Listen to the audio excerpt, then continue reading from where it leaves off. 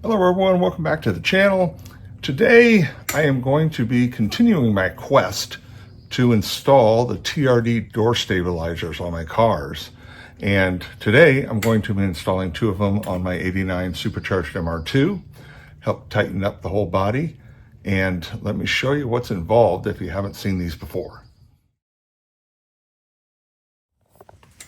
So this is what goes on the door. So this replaces the standard latch, that one right there, and then this right here goes onto the door part right here. So you loosen these two screws and then you put that piece on. You don't mess with this third one. And then these two pieces right here clip on kind of like that and cover up the screw. And these are, if you notice, they're wedged. See that?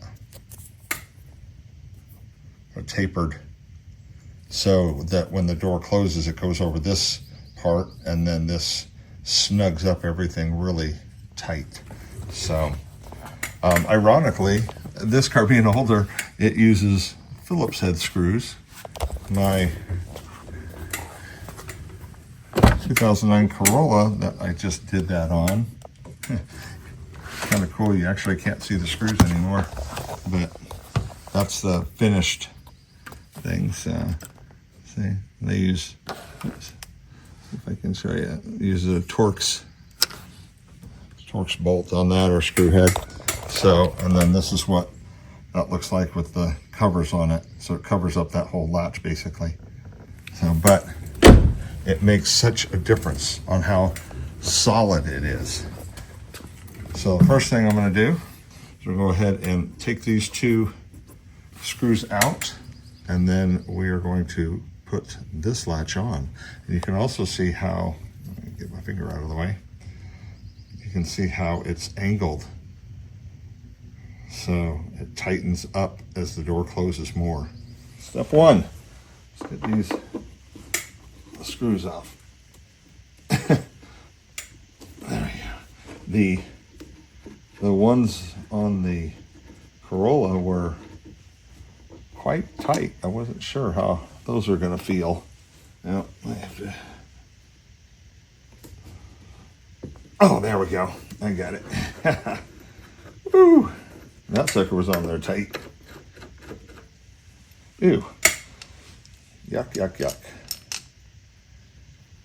Okay.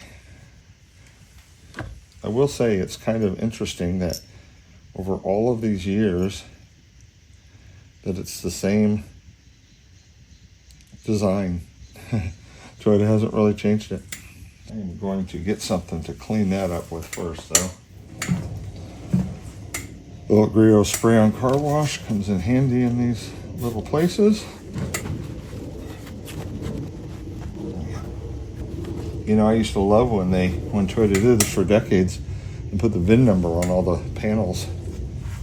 It was always nice when you were looking for a used car and you could tell that the original panel was still there. And I think I need to get this off. The other ones didn't have this, but this has a little, some kind of like little washer on there.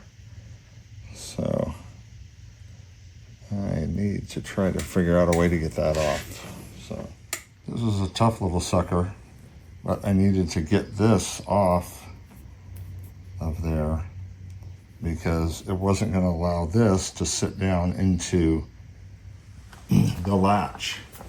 It's got this spring-loaded piece that slides up and over the, so it made them not want to sit down into that hole. So now it will. So I just got to do the same thing to the other one. So what I did is I just used my Dremel and I just sliced into it and then pried it off. So I can only recommend to you, if you don't have a Dremel, to get one. Comes in very handy. So now what I need to do is this is spring loaded, so I got to pull this back and set both of the screws underneath it here. There we go. So that way, like that.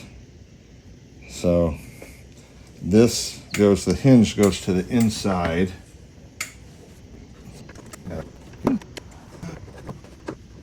Just screw these down.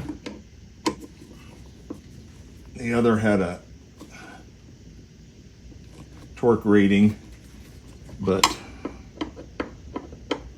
Phillips, a little tough to do, but it was 17 foot-pounds on the newer cars, so I just crank these down nice and tight. And there we go. That piece is on. So, and you can always tell because when the door closes, this is going to move back. And then this side right here is shorter than this side. Wait a minute, I think I just said that backwards. This side, the back is shorter than the front. I think I said that backwards. If I didn't, I said it twice.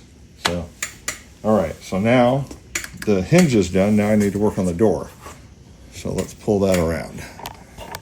So we need to install this piece first. So I'm just going to undo that bottom screw, and the U shape goes like this. You know which side is in because these are beveled. So that on there. Not going to tighten that all the way down. So now I'm going to take and loosen this one.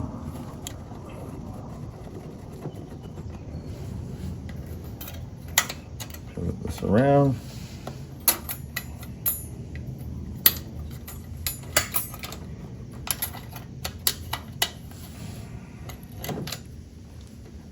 Okay. Now you can just tighten these down.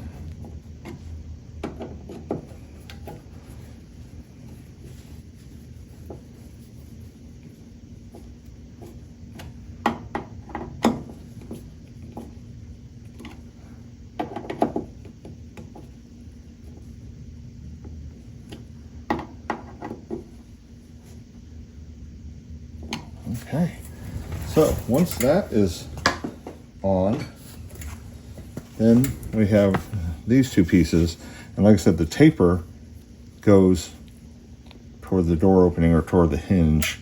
So, and there are a couple clips here that clip onto there. Let's try, yeah, so they go from front to back. There we go.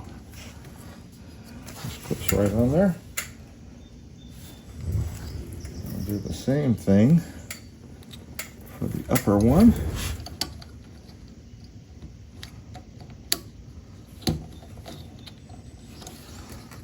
There we go.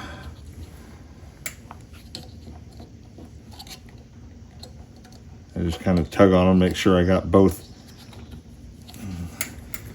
latches done. And that is it. That is the entire installation of those. So, but what it does is it helps lock this in. Oh, I can tell just the way that closes.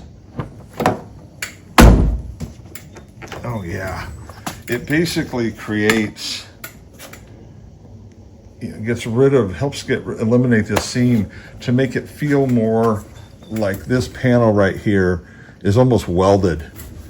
So it stiffens the body a lot and will help prevent twisting in the chassis and allow the suspension to work even better. So that is it. I'm going to turn around. Here's the parts for the other side. So I'm going to do the other door too. I'm not going to record that one. It's the same as this. So, but that is how it's done, guys. If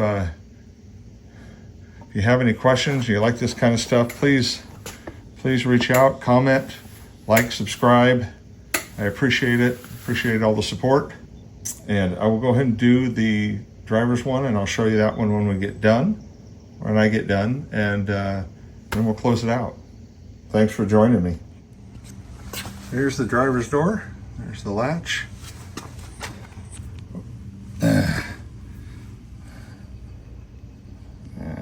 I'm sorry, there's the latch. And then the cover over the door. So, and it is amazing how much different it sounds when I close the door. So cool. So happy I finally did these. I actually bought these years ago and I had misplaced them. I couldn't find them and I came across them the other day. So here's a little look into my MR2 though. Still the original interior. So even the steering wheel's in fantastic condition. The shift knob is in fantastic condition. I put this on there just because I've gotten used to fatter steering wheels on the newer cars, so I just wanted it a little fatter. But yeah, here's my baby. Can't do this with new cars. So, what do I got on it now? 157,413 miles. Just took her out for a spin yesterday. Here's my solution to no cup holders in here. Got a stupid car tray. Got 2 cup holders and little areas for other stuff. And that red part's a silicone pad so stuff doesn't slide around from it. Highly recommended. But anyway, thanks for joining me, guys. Appreciate it. Hope this helps if you guys want to install some. And until next time, we'll see you down the road.